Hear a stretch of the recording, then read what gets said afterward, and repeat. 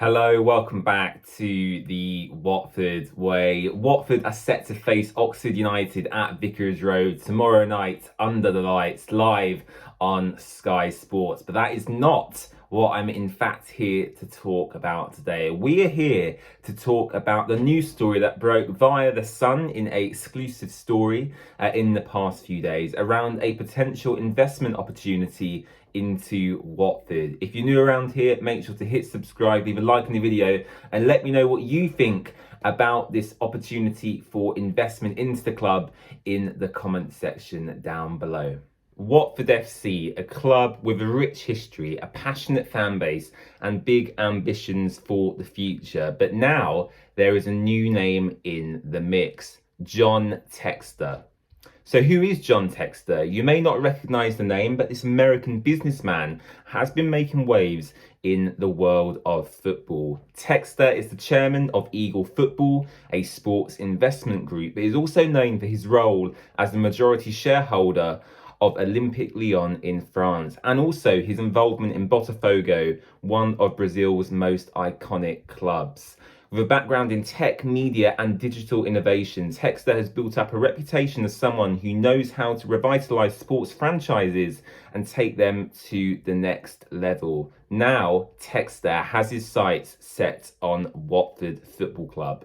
So, what does this actually mean for Watford? Now, before we dive into my specific thoughts on this issue, I do have to caveat this story and say it is from The Sun. So take everything in the article that was published with a pinch of salt. But John Textor, as I mentioned just now, is a man with great connections in the football world. He's built up various companies in his history as well. All you got to do is take a look at his Wikipedia page, which is very, very extensive, and you can see what he's done in his past. But I mentioned there he's got connections with Crystal Palace, of course, owning quite a large stake there, Olympique Lyon in France, Botafogo in Brazil. And now, after a breakdown in a relationship with Steve Parish and other Crystal Palace shareholders, looking to sell his 45% stake there and invest it into a new club. And The Sun seemed to suggest that that club is Watford FC. Now, we've seen a lot of news stories in the past year, 2 years particularly, about various investment opportunities into Watford. There was a story about a year ago about the chairman of Goldman Sachs Bank, or the former chairman, I should say, of that institution, looking to create kind of a consortium and invest into various football clubs around Europe. And Watford were apparently one of them clubs. Anthony Joshua came out in the past 6 months or so with apparently discussions in regards to a large sum of money being invested into Watford. I know a lot of fans want Elton John to get back on board, which I think personally is an unrealistic ambition, but fans are calling for that as well. So there's lots of rumours and murmurings at the moment about this investment.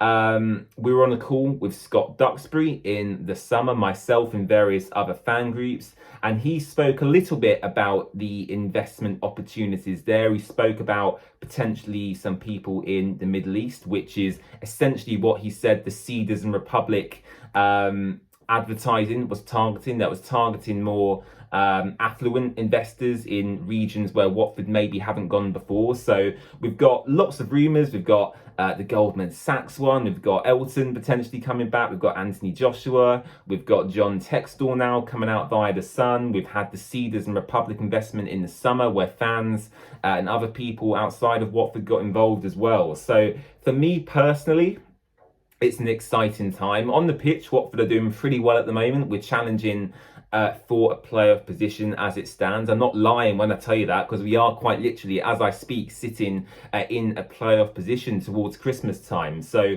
this squad clearly at the moment is capable of competing towards the upper ends of the championship table. I'm not saying it's going to last throughout the entirety of the season, but as it stands, why Watford's stock is relatively high, I think this is the prime opportunity and prime time to take in some money. Now, in the article, it mentions that Gino Pozzo has valued Watford between 150 and 175 million, which is a hell of a lot of money. Now, if Watford were in the Premier League, then perhaps I could get on board with that valuation.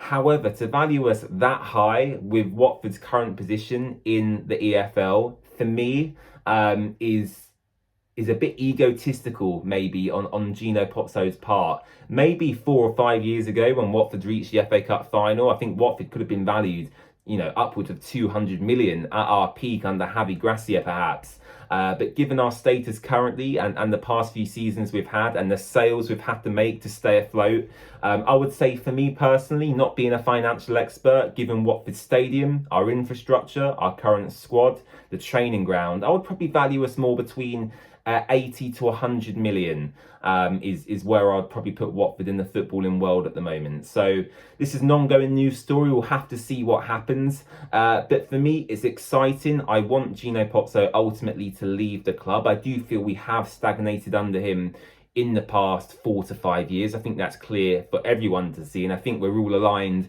on the same page on that point now.